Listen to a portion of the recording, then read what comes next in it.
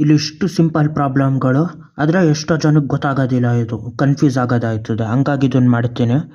ಯಾವ ಥರ ಅಂದರೆ ಇದು 3 ಪ್ಲಸ್ ಬ್ರ್ಯಾಕೆಟಲ್ಲಿ -3 ಅಂತ ಇರ್ತದೆ. ಫಸ್ಟ್ ಸಿಂಬಲ್ಗಳನ್ನು ಗುಣಿಸ್ಬೇಕು. ಪ್ಲಸ್ ಟೈಮ್ಸ್ ಆಫ್ ಮೈನಸ್ ಅಂದರೆ ಬರೀ ಮೈನಸ್ ಉಳಿತದೆ. ಇದು 3 - 3 ಅದು 0 ಆಯ್ತದೆ. ಇದು -3 ಅಂತ ಲೆಕ್ಕ. ಇಲ್ಲಿ 3 ಮೈನಸ್ ಆಫ್ -3 ಅಂತ ಆಯಿತು. ಬ್ರ್ಯಾಕೆಟ್ ಅಂದರೆ ಸಿಂಬಲ್ಗಳನ್ನು ಗುಣಿಸ್ಬೇಕು. ಮೈನಸ್ ಟೈಮ್ಸ್ ಆಫ್ ಮೈನಸ್ ಅಂದರೆ ಪ್ಲಸ್ ಆಯ್ತದೆ. ಮೈನಸ್ಸು ಗುಣಿಸ್ದಾಗ ಪ್ಲಸ್ ಆಯ್ತದೆ. 3 + 3 6 ಇದು. ಅದೇ ಥರ ಇದೆಷ್ಟಾಯಿತು? -3 ಪ್ಲಸ್ ಆಫ್ -3 ಅಂದರೆ ಪ್ಲಸ್ ಟೈಮ್ಸ್ ಆಫ್ ಮೈನಸ್ ಆಯ್ತದೆ. -3 -3 ಎರಡು ಮೈನಸ್ ಆಗಿರೋದ್ರಿಂದ ಕೂಡಬೇಕು. ಅವಾಗ ಎಷ್ಟು? 3 3 6, ಅದು -6. ಅದೇ ಥರ ಇದೆಷ್ಟಾಯಿತು? -3 ಮೈನಸ್ ಆಫ್ -3 ಅಂತ. ಮೈನಸ್ ಆಫ್ ಮೈನಸ್ಸು ಇದನ್ನು ಗುಣಿಸಿದ್ರೆ ಬ್ರ್ಯಾಕೆಟ್ ಇದ್ರೆ ಗುಣಿಸೋದು ಅಂತ.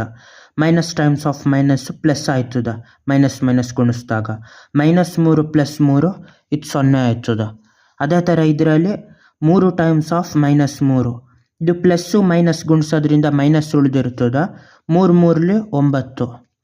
ಅದೇ ಥರ ಇಲ್ಲಿ -3 ಟೈಮ್ಸ್ ಆಫ್ -3, ಇದು ಮೈನಸ್ ಟೈಮ್ಸ್ ಆಫ್ ಮೈನಸ್ ಗುಣಿಸಿದ್ರೆ ಎಷ್ಟಾಯ್ತು? 2 ಸತಿ ಮೈನಸ್ ಗುಣಿಸೋದ್ರಿಂದ ಪ್ಲಸ್ ಆಯ್ತದೆ. 3 3 9.